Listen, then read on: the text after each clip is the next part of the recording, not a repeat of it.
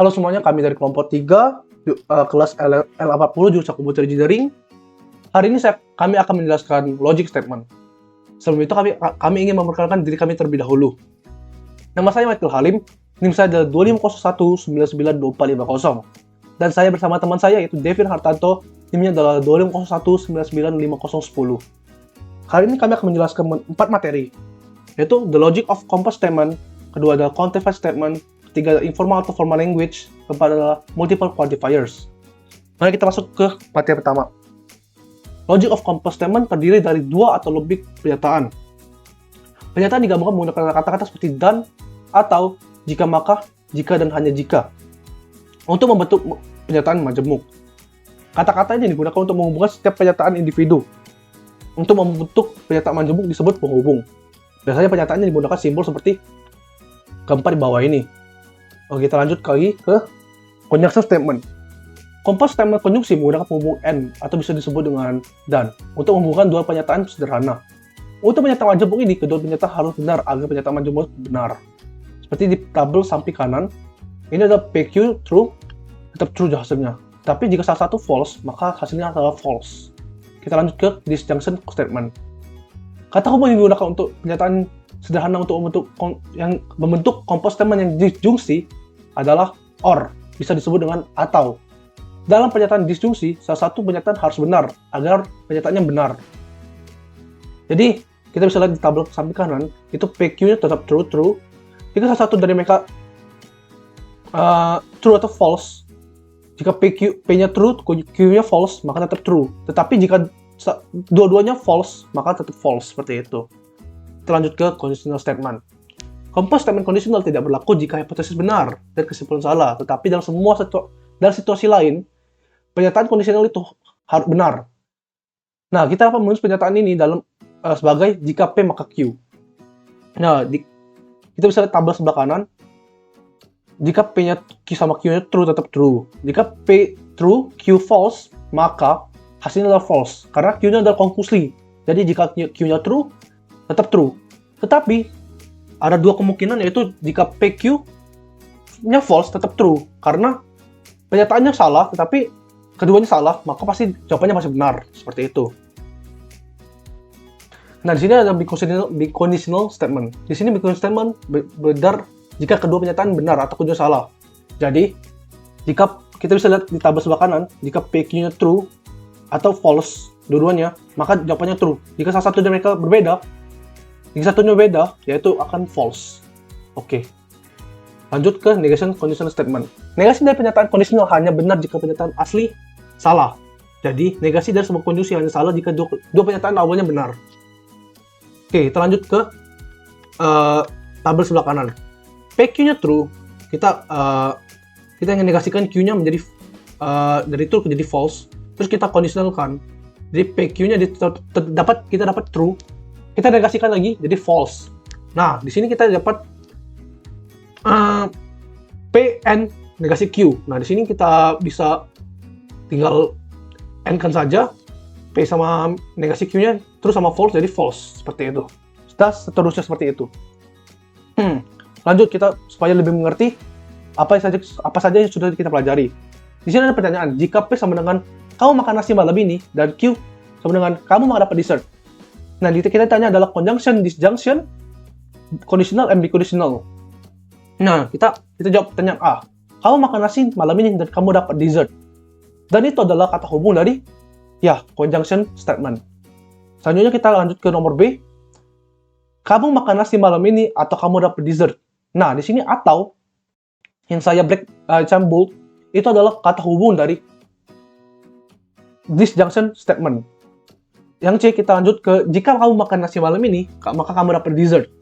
Nah, jika dan maka itu adalah kata hubung dari conditional statement yang akan membuat kata-kata seperti ini. Jika kamu makan nasi malam ini, maka kamu dapat dessert. Nah, untuk D, itu ditanya adalah biconditional statement. Kamu makan nasi malam ini jika dan hanya jika kamu dapat dessert. Jadi jika dan hanya jika itu adalah kata penghubung dari biconditional statement. Oke, kita lanjut ke materi selanjutnya. Variance conditional statement. Di sini ada 3 variasi dari conditional statement. Pertama ada kontrapositif.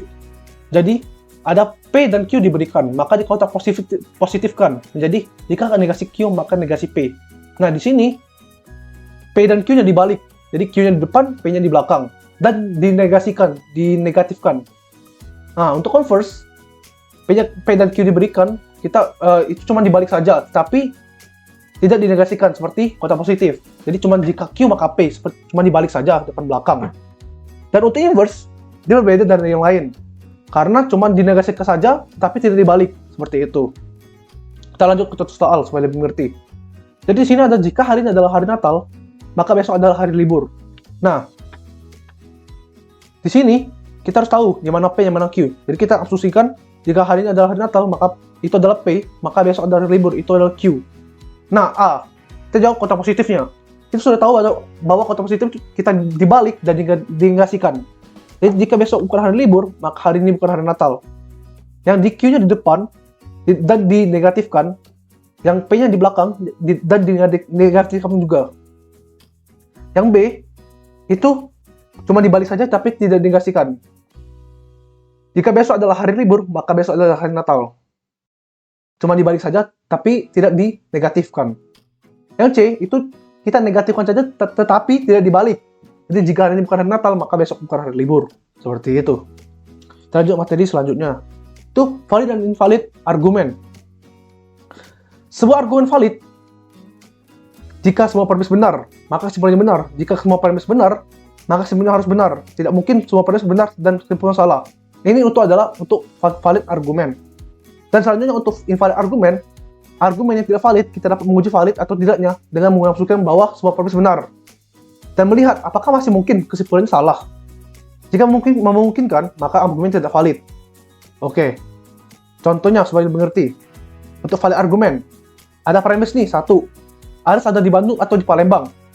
Nah, kedua, kita dapat premis lagi. Kedua, Alex tidak ada di Bandung. Nah, kita dapat konklusinya. Tadi premis yang valid itu. Yaitu jadi Alex berada di Palembang karena tidak ada di Bandung. Jadi kita tahu bahwa Alex tidak ada di Bandung. Nah, maka konklusinya jadi pasti Alex berada di Palembang. Seperti itu. Untuk valid argumen. Itu contoh selanjutnya yaitu valid argumen. Kita dapat premis nih, 1. Jika hujan maka banjir. Dan kita dapat lagi premisnya untuk yang kedua, itu adalah hujan tidak terjadi. Nah, di sini kita harus asumsikan premis ini benar, keduanya. Jadi kita dapat jadi banjir tidak terjadi untuk konklusinya. Nah, di sini kita belum tahu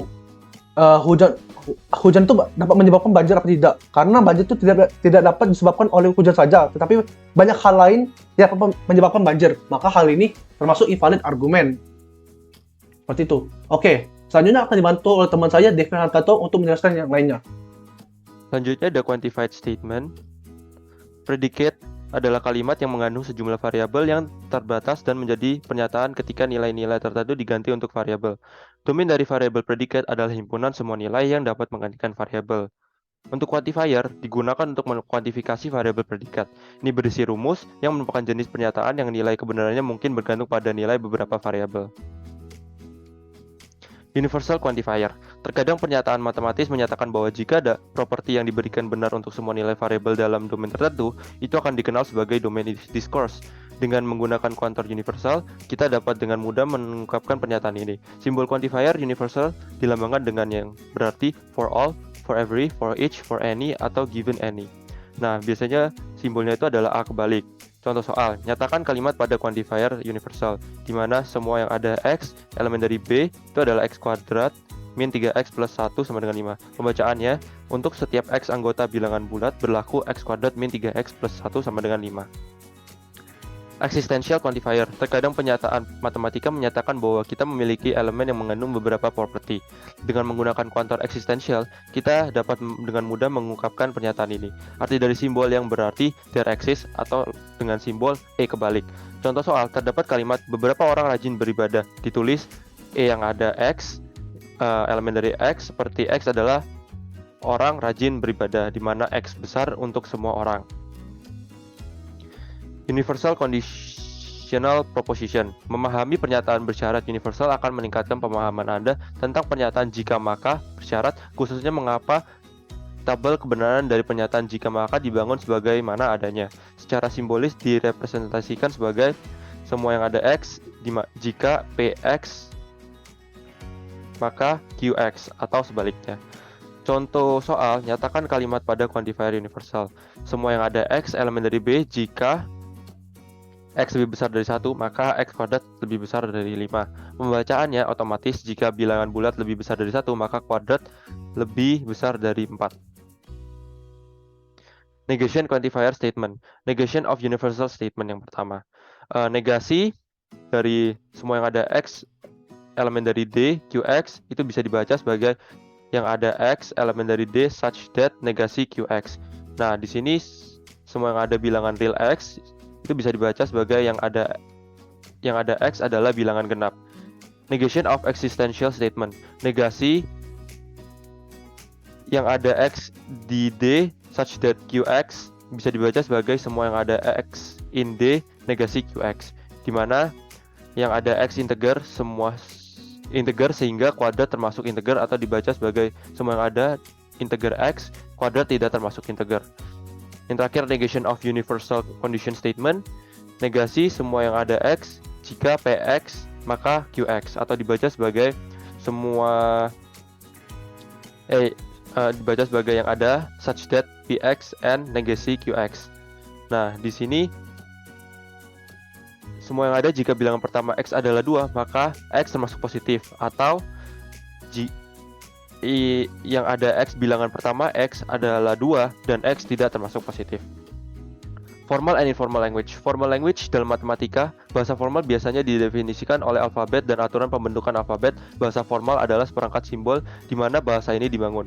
Beberapa simbol dalam alfabet mungkin memiliki arti khusus. Aturan informasi menentukan string simbol mana yang dianggap terbentuk dengan baik. Untuk informal language, bahasa informal sebenarnya lebih kompleks daripada bahasa formal. Dalam bahasa informal, bahasanya tidak terstruktur seperti bahasa informal tetapi lebih kompleks. Misalnya kalimat, tidak ada pesanan dari toko A untuk barang B. Nah, ini mengandung kata ada.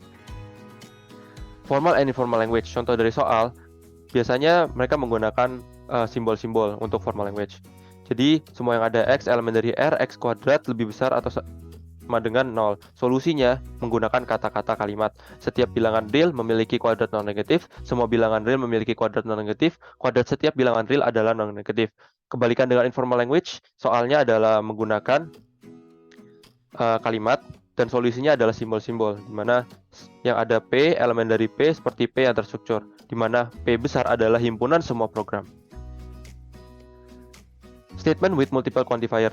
Ini adalah bentuk pernyataan menggunakan multiple quantifier, di mana semua yang ada X, elemen dari D, yang ada Y, E, such that P, koordinat XY. Banyak kombinasi berbeda di multiple quantifier ini, seperti semua yang ada X, semua yang ada Y, yang ada X, semua yang ada Y, atau yang ada X, yang ada Y. Nah, di sini kita dapat mengganti urutan quantifier jika mereka sama. Jadi yang semua yang ada bisa digabung dengan semua yang ada, dan semua yang ada saja bisa digabung dengan yang ada saja. Dan itu tidak bisa digabung seperti yang ada dengan yang semua yang ada, karena tidak ekuivalen. Negation of statement with multiple quantifiers. Ini adalah bentuk dari negasi pernyataan menggunakan multiple quantifier, di mana negasi semua yang ada X elemen dari D, semua yang ada Y, yang ada Y elemen dari E such that P koordinat X, Y, atau bisa dibaca sebagai yang ada X elemen D such that yang semua ada Y elemen E negasi P koordinat XY. Yang kedua, negasi yang ada X elemen D such that semua yang ada elemen E negasi P koordinat XY itu sama dengan yang semua yang ada X elemen D yang ada Y elemen E such that P koordinat XY. Nah, contohnya, all real number X satisfies X square. Ditulis simbol semua yang ada X elemen dari R adalah X kuadrat lebih besar atau sama dengan 0. Negasinya, yang ada X elemen dari R itu X kuadrat lebih kecil dari 0. Jadi dibaca terdapat bilangan real X yang termasuk X kuadrat yang lebih kecil daripada 0. Oke, untuk aplikasi logic statement ini, kami menemukan itulah lampu sensor. Karena dalam menggunakan logic statement, lampu sensor ini bisa dibuat karena logic statement itu merupakan tahap awal sebelum membuat tahap selanjutnya seperti logic secret, key map, dan lain-lain untuk membuat LED dan sensor yang berjalan sesuai dengan yang diinginkan. Jadi, lampu sensor ini itu mati pada saat dia ada sinar yang menerangi dia, dan hidup jika pada saat tidak ada yang menerangi lampu tersebut. Jadi seperti di malam hari sama di pagi hari, seperti itu. Oke, sekian dari kelompok kami pada hari ini. Terima kasih, sampai jumpa.